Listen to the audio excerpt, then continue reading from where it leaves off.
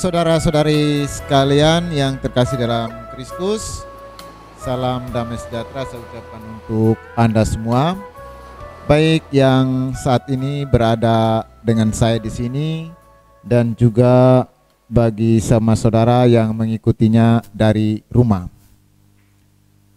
Tema bulan Kitab Suci Nasional kali ini adalah Yesus sahabat seperjalanan kita. Dan menanggapi bulan Kitab Suci Nasional ini, kami dari tim kecil Paroki Santo Ignatius Waibalun, kami menyelenggarakannya dalam sharing virtual. Di tempat ini telah hadir bersama saya kurang lebih ada 7 orang, dan ini ada Pak Niko di sebelah, ada Ibu Mar, Ibu Yeri, Ibu Rini, Ibu Ani, Pak Bernard, dan di samping saya ini adalah Pater Yano.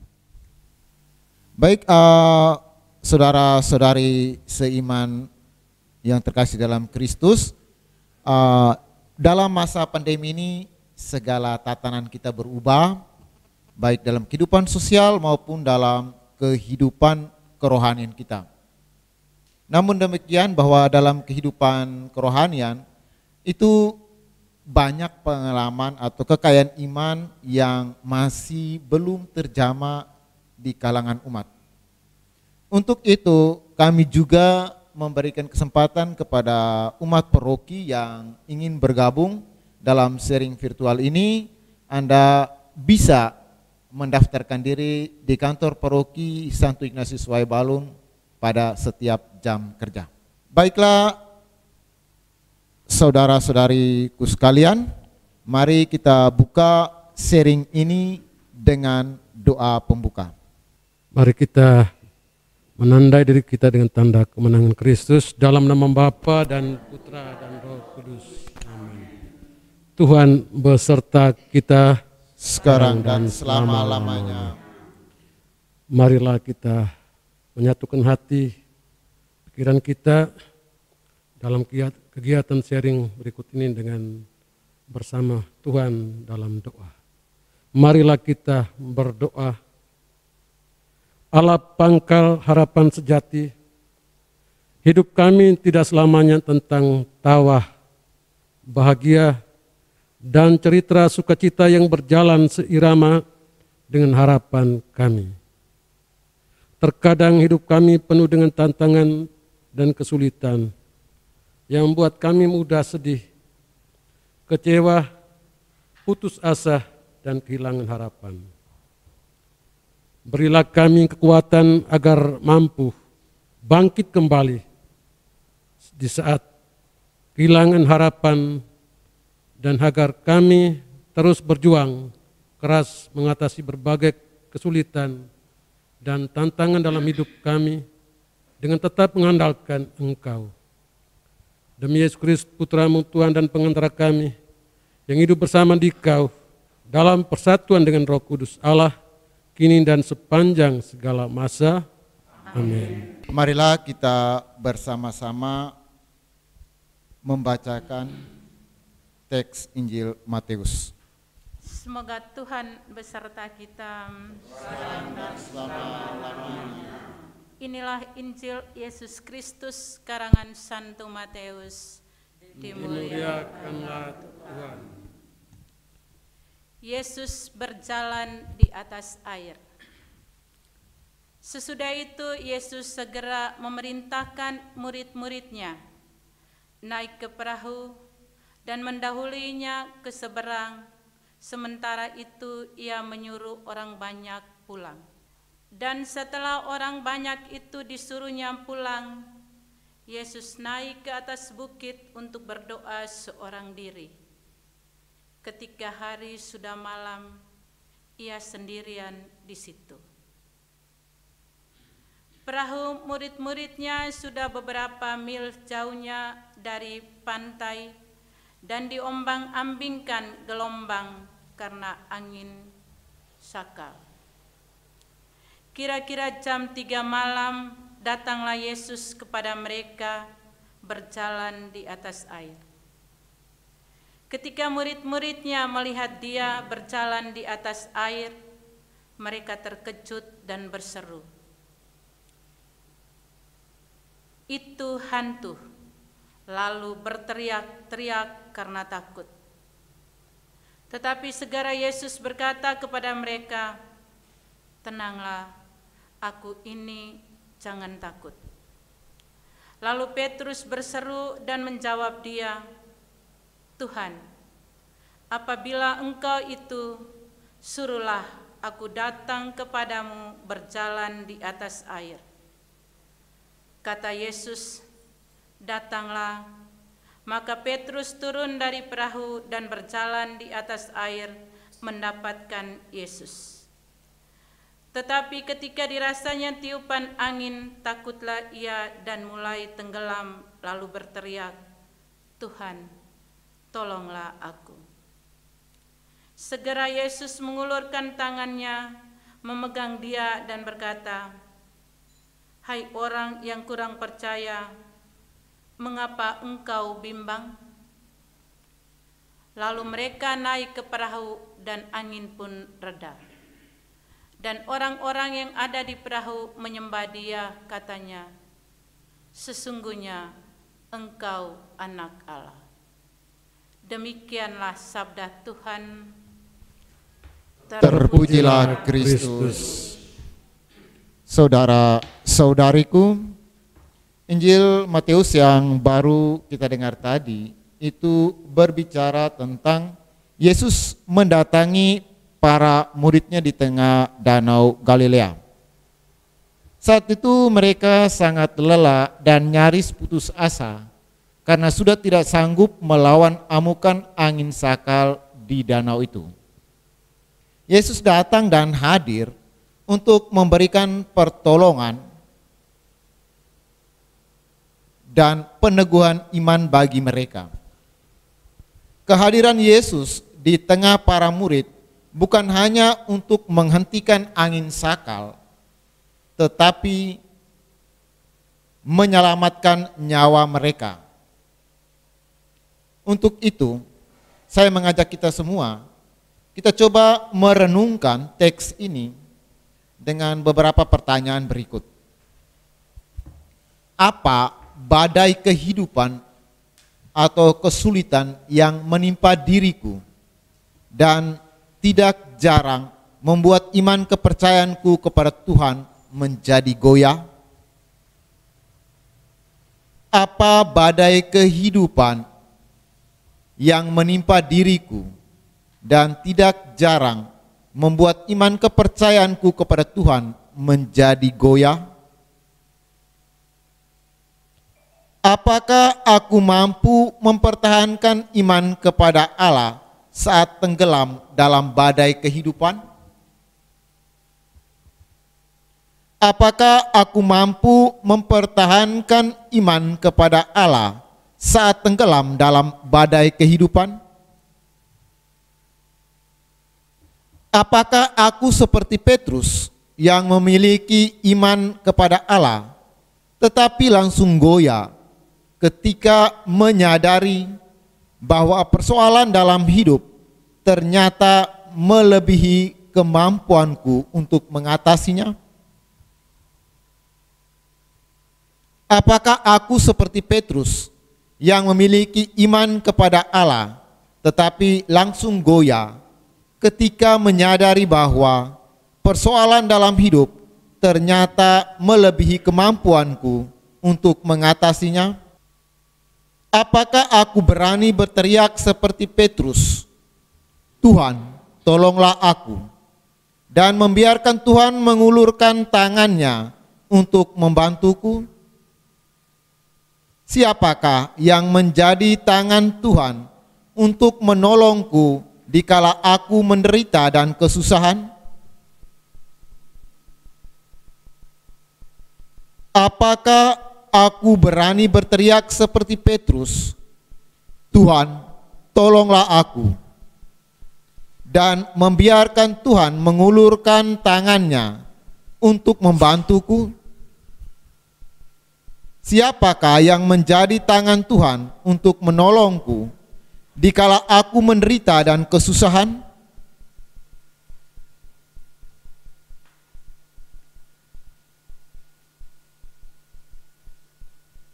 Baiklah saudara-saudariku, marilah bertolak dari teks ini kita coba berbagi pengalaman iman di antara mereka, di antara kita, dan juga bagi sama saudara kita yang mengikuti kegiatan kita ini dari rumah. Baik, terima kasih atas kesempatan diberikan. Teman-teman anggota sharing yang terkasih dalam Kristus. Saya punya pengalaman peristiwa kesulitan atau badai yang menimpa diri saya dan keluarga. Beberapa tahun lalu, badai menimpa keluarga kami, yaitu mama kami sakit. Dan sakit itu bukan sakit biasa, tapi sakit karena kerasukan roh jahat, setan atau iblis. Dalam kepanikan, ketidakberdayaan, saya menyadari saya mengalami ini, saya mau lari kepada siapa? Pengobatan medis tidak mungkin. Saya bingung.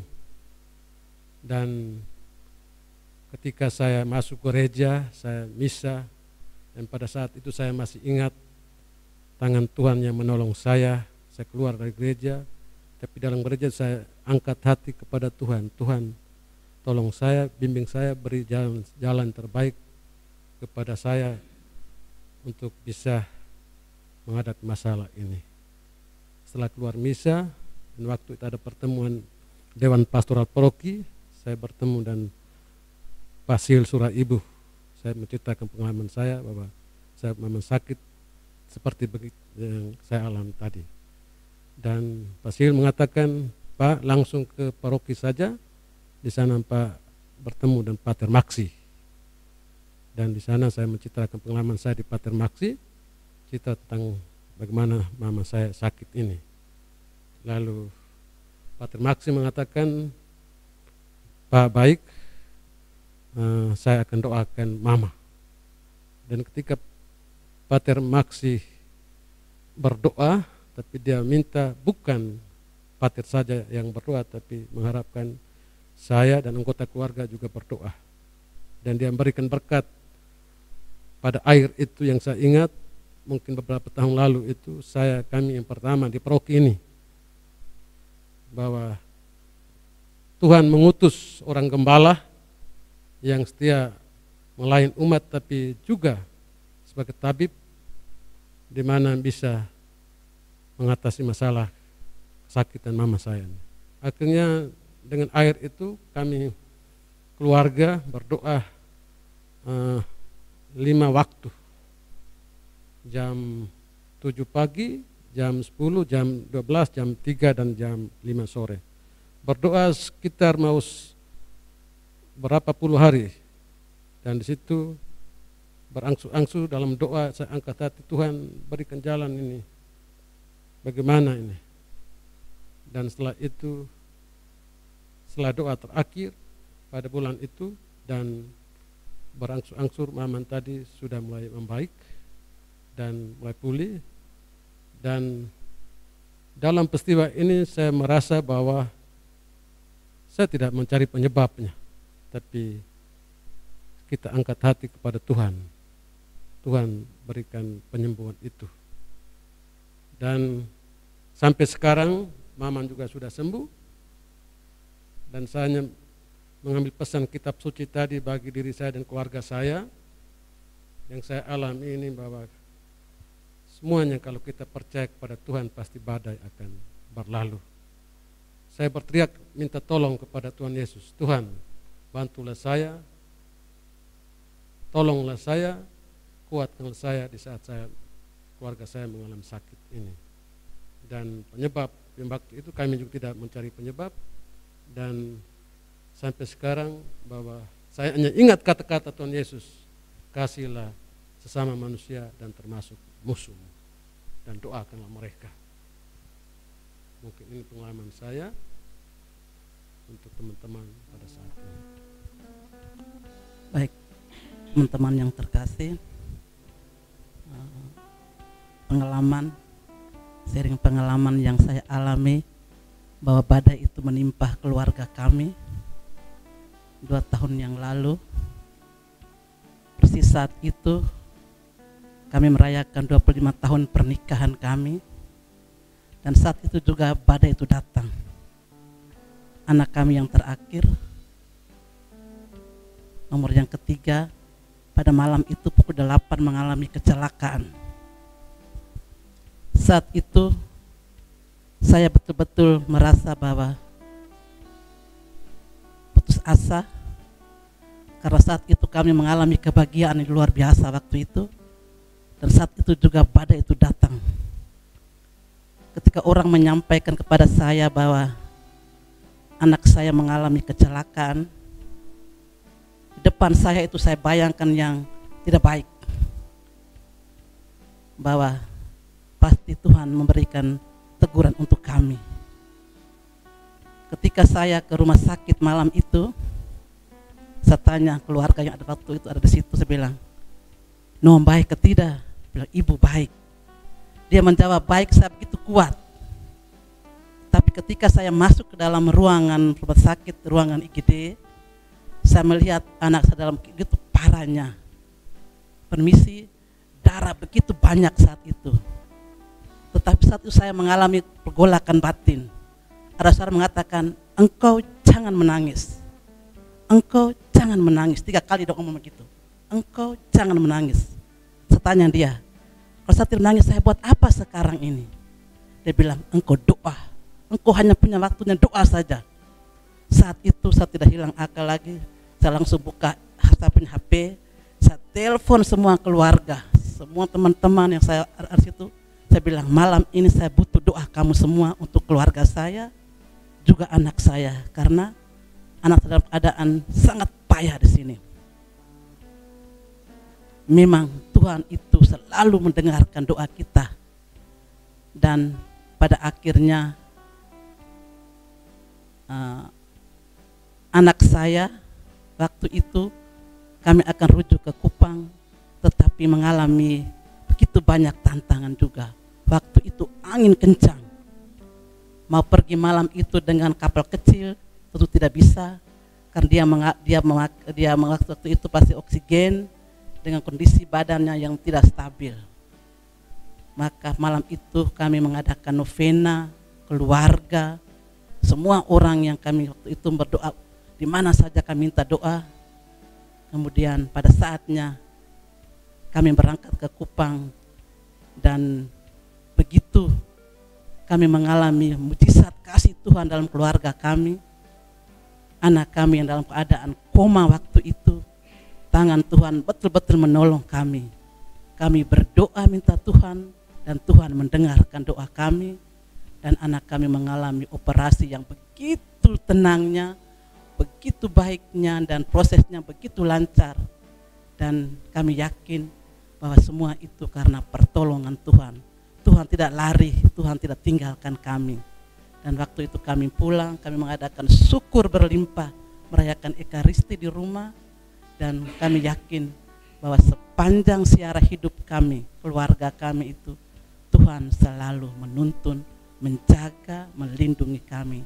Dan sampai sekarang anak kami sudah sehat, sudah aktivitas seperti biasa, dan kami tetap berdoa pada Tuhan untuk perjalanan hidup keluarga kami dan anak kami. Terima kasih teman-teman. Terima kasih teman-teman. Ini sharing pengalaman iman tentang pribadi saya.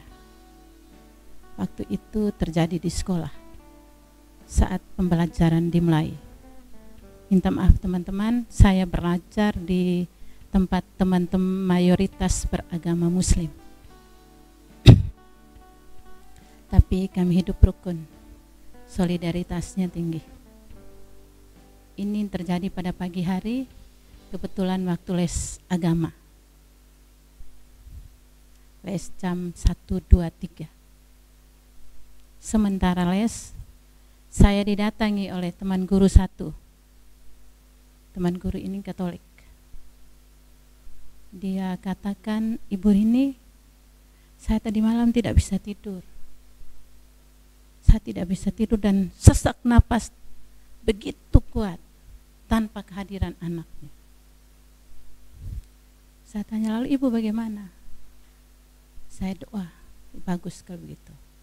Lalu sekarang ibu mau kemana pagi ini? Saya ke rumah sakit. Saya bilang, ibu sebelum ke rumah sakit, apa bisa ibu ke pastoran paroki Santo Ignatius Webalun, minta doa dari situ. Setelah dari situ baru ibu ke rumah sakit. Lalu dia jawab, baik ibu, terima kasih banyak atas bantuan ini. Dia keluar dari ruangan saya, dalam perjalanan menuju ke pinggir jalan untuk menunggu oto menuju ke paroki Santo Ignatius Webalun, saya diterpa bencana. Waktu itu dihadiri anak 5 orang les agama, anak kelas 5. Saat itu saya tidak bisa omong. Suara tidak bisa, saya sesak napas begitu. Anak-anak semua lari keluar memanggil guru. Kebetulan di samping saya kantor perpustakaan. Kepala perpustakaan datang pertama bantu saya dengan doa. Tapi saya bilang, Pak, dia tanya saya jawab, saya tidak bisa omong karena suara tinggal di kerongkong.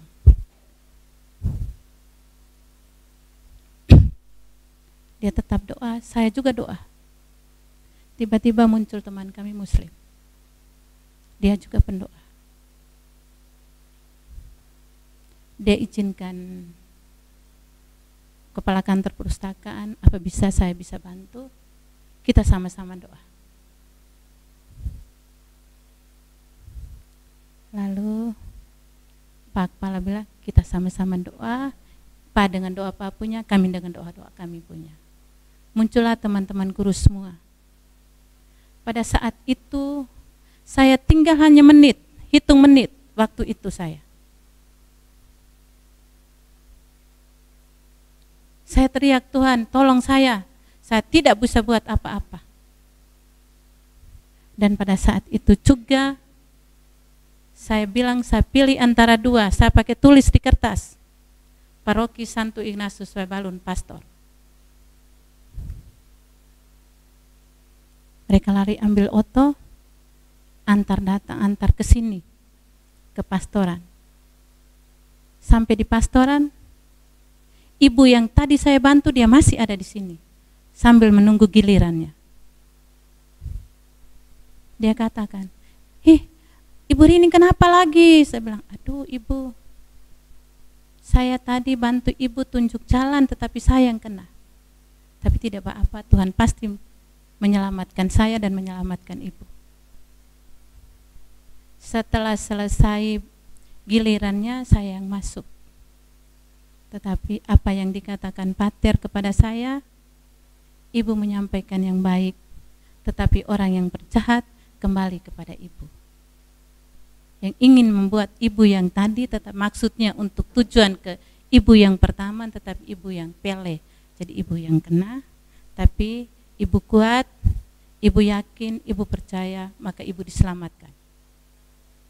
Dan pada saat itu saya bersama Pater Maksi masuk dalam ruangan doa, kami berdoa bersama-sama.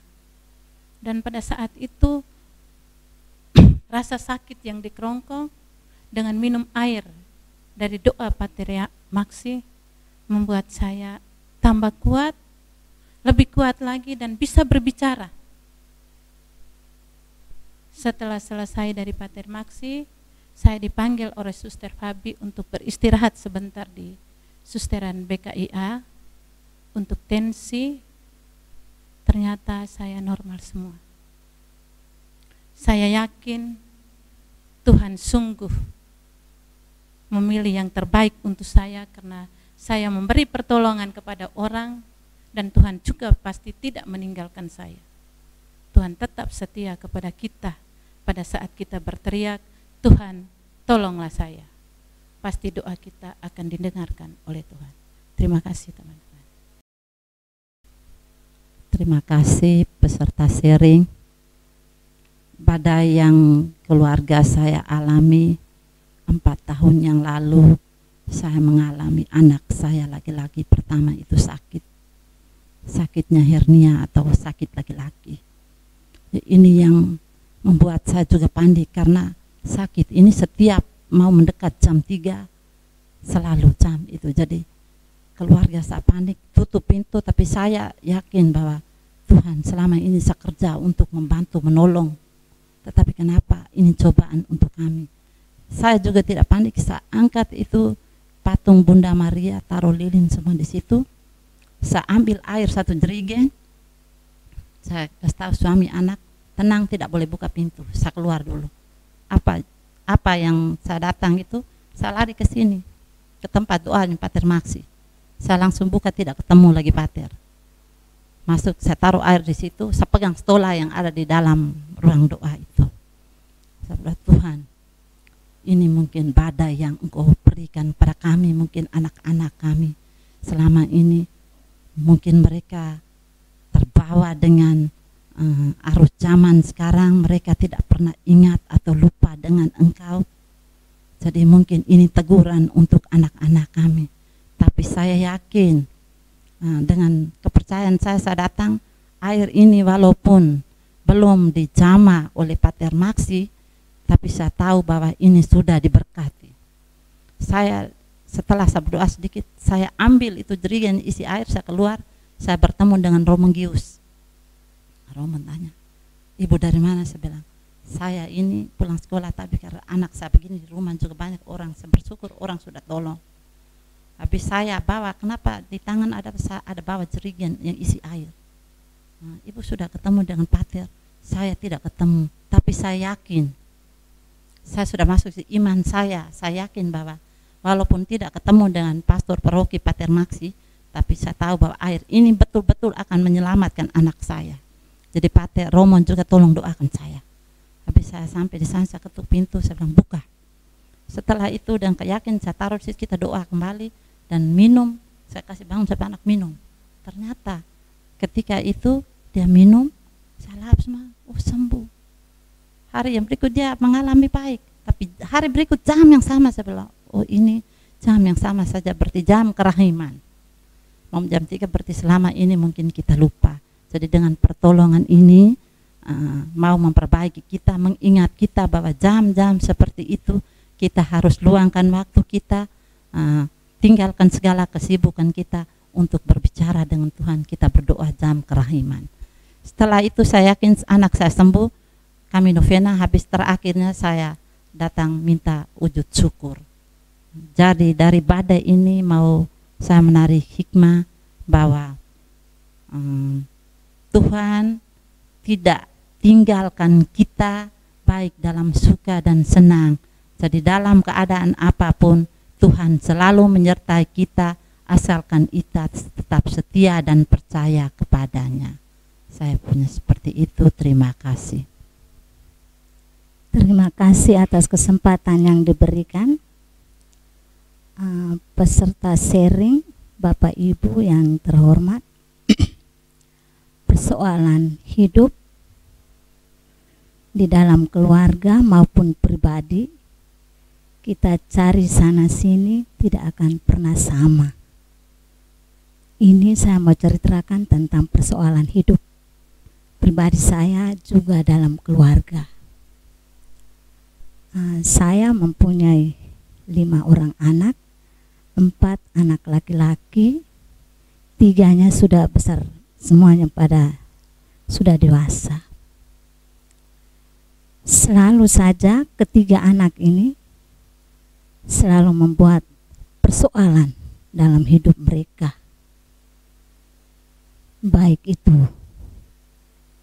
dalam bidang pendidikan, maupun persoalan tentang kenakalan mereka.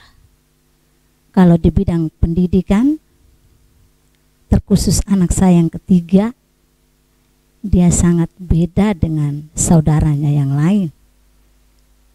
Persoalan tentang sekolahnya ini berpindah dari sekolah ke sekolah, 5 sekolah dalam satu tahapan SLTA, namun saya perjuangkan sampai selesai tepat waktu dia selesaikan. Namun pas selesai ada satu badai yang datang dalam dirinya ini. Saya katakan bahwa badai itu dia peroleh saat menerima ijazah SLTA-nya dengan menyerahkan satu badai untuk saya, yaitu dia langsung mempunyai anak. Dalam hal ini di luar nikah suci.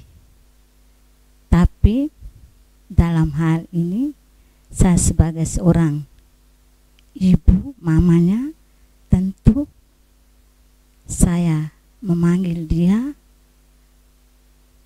Sebelum menyampaikan kepada bapaknya, saya lebih dulu mengatakan, di saat itu memang awalnya dia berontak, tapi saya pelan-pelan saya katakan, no, tidak mungkin seorang perempuan dia tahu bahwa engkau, lalu dia katakan pasti tetap engkau, no. Jadi terima saja, ini mungkin jalan Tuhan untuk mau mengubah sikap engkau untuk selalu tetap dan mungkin untuk membahagiakan saya dan bapamu. Saya katakan begini, no, sepanjang ini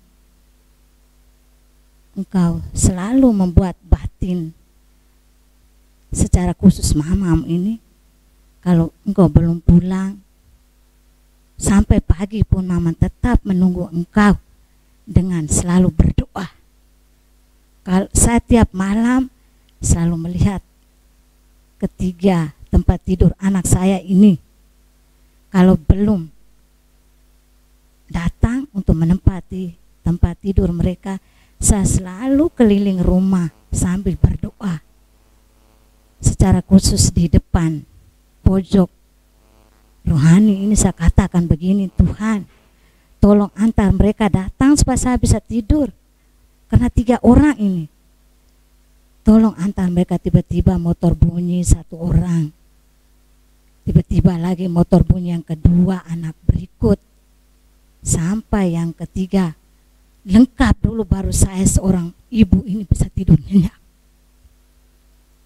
Jadi sama katakan bahwa Tuhan itu selalu ada, walaupun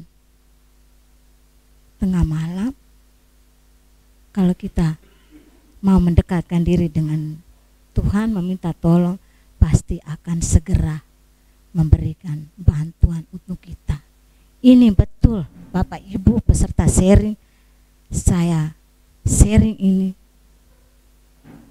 memang pengalaman yang nyata saya alami. Saya mau katakan kepada kita semua bahwa kehidupan berumah tangga itu ternyata betul selalu punya tantangan, tapi kita sebagai suami istri selalu mendekatkan diri dengan Tuhan agar kesulitan, tantangan apa saja pasti akan mendapat hal yang terbaik, karena Tuhan selalu mendengarkan keluh kesah kita. Sekian, terima kasih. Teman-teman peserta sharing yang kami hormati, rupanya saya terakhir untuk menyampaikan beberapa pengalaman tentang apa yang saya alami sebagai badai yang menimpa saya pada tanggal 25 Maret 2020 yang lalu. Saya saat itu berada dalam situasi yang begitu genting ketika berada di rumah lalu bekerja sebagaimana biasa tidak ada sesuatu, ternyata ketika saya tidur dan bangun pagi, saya tidak bisa berbicara.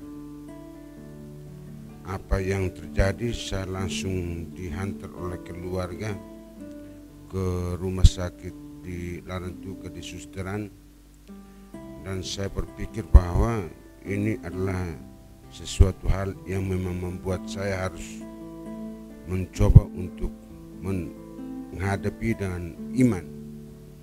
Dan apa yang terjadi ketika saya sampai di Susteran itu malam, lalu besok paginya ada satu keluarga dari Timor yang datang, lalu dia menyampaikan bahwa ada ini kemungkinan kecapean. Lalu ketika dia berbicara bahwa kecapean, lalu dia ambil air dan simpan di saya punya kepala ini, saya langsung mulai berbicara dan omong dan dalam keadaan yang begitu segar.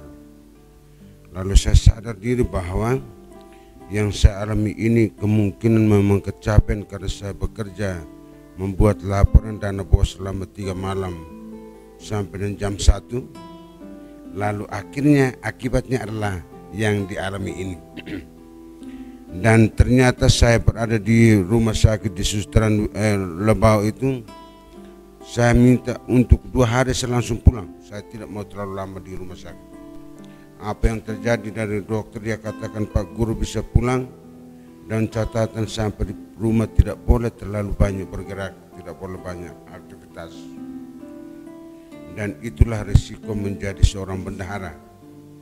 Sehingga pada akhirnya saya putuskan karena ini badai dan saya serahkan semua persoalan ini. Saya bergerak di samping kiri saya itu selalu ibu ada di samping kiri. Saya selalu katakan kepada ibu, di mana kita menyerahkan diri kepada Tuhan, badai itu pasti akan berlalu. Ibu selalu mengatakan dia selalu berdoa pada jam 6, jam 12, jam 3 sore sampai jam 6 sore. Sehingga sampai dan sekarang jam 6 sore itu saya tidak bisa keluar rumah. Untuk saya pribadi, di dalam keluarga kami jam 6 itu selalu ada dalam rumah untuk boleh berdoa bersama dalam rumah. Sehingga kemarin saya ditawarkan oleh teman kita Pak Bernard, bilang jam 6 saya coba memberikan kepastian bahwa kalau memang jam 6 lewat sedikit mungkin saya sampai di pastoran, tetapi jam 6 tepat saya tidak bisa keluar dari rumah dulu. Sehingga saya mau katakan badai bahwa kita menghadapi badai seperti ini dan kita berlari kepada Tuhan. Dia sendiri tulis dalam Injil Yohanes bab 15 ayat 5c. Dia katakan bahwa di luar aku kamu tidak akan berbuat apa-apa. Sehingga selalu saya mengharapkan bahwa badai pun yang menimpa kita dalam perjalanan ini, tetapi kalau kita serahkan semua kepada Tuhan, saya yakin bahwa persoalan hidup itu pasti akan berakhir. Dan ketika saya di rumah sakit itu, saya tidak sadar bahwa ada keluarga yang membantu saya sampai di pastoran ini, dan saya rasa ketika saya diberikan air minum yang dibawa oleh keluarga dari Pater Maksi, benar memang di sana kita mengalami kesembuhan yang luar biasa, karena itu campur tangan daripada Tuhan untuk mengatasi badai itu. Mungkin persoalan saya seperti itu, sehingga dengan demikian kita serahkan seluruh hidup kita kepada Tuhan. Badai pun bagaimanapun beratnya pasti akan berlalu. Terima kasih, saya kembalikan. Baiklah saudara-saudariku, ternyata kita mengalami begitu banyak badai, dan badai-badai yang kita alami itu sudah dijawab dalam tema yang kita bahas hari ini, Yesus sahabat bagi mereka yang putus asa. Karena itu mari kita dengarkan 1-2 peneguhan dari Pater Yano untuk kita setelah beliau mendengarkan semua sharing yang sudah kita sampaikan. Malam untuk kita sekalian, para peserta sharing, selamat berjumpa pula pada para pemirsa yang menyaksikan sharing dalam bulan Kitab Suci Nasional pada minggu pertama ini di channel YouTube Saint Ignatius Waibalun. Ada dua hal yang saya mau sampaikan. Pertama, perihal kegiatan kita pada kesempatan ini dan juga sharing yang sudah disampaikan oleh Bapak Mama sekalian, para peserta sharing. Pertama, perihal kegiatan kita ini diwujudkan dalam rangka kita merayakan peringatan Bulan Kitab Suci Nasional setiap tahunnya yang terjadi pada bulan Desember, bulan Kitab Suci. Bulan September, minta maaf, sebagai bulan Kitab Suci. Saya bersyukur bahwa di tengah situasi kita saat ini, yakni pandemi COVID-19, situasi global yang juga berdampak pada kita sekalian, Bapak Mama, para peserta sharing mempunyai niat untuk membentuk satu tim kecil sehingga kita dapat melakukan kegiatan di bulan Kitab Suci ini, menganimasi umat kita sekalian, dan juga saya pikir menganimasi diri kita sendiri lewat kita bercermin kepada Kitab Suci. Untuk itu, hal pertama yang hendak saya sampaikan di sini, ucapan terima kasih kepada para peserta sharing dan juga kepada para pemirsa yang menyaksikan acara ini lewat tayangan virtual di channel YouTube Paroki Saint Ignatius Webalon. Dan yang kedua, perihal apa yang sudah di-sharingkan. Pertanyaan yang diungkapkan kepada kita sekalian, perihal apa badai di dalam kehidupan kita. Kemudian berdasarkan pertanyaan itu kita coba untuk merenungkannya di dalam konteks perikop Injil Matius bab 14 ayat 22 sampai dengan 33. Semua kita tahu bahwa perikop Injil ini merupakan bagian dari tengah ada 3 mujizat yang dilakukan oleh Yesus. Pertama di Matius bab 14 ayat 13 sampai 21 ada mujizat perbanyakan roti. Kedua, Matius bab 14 ayat 22 sampai 33, mujizat Yesus meredakan angin, Yesus berjalan di atas air, perikop yang kita renungkan ini.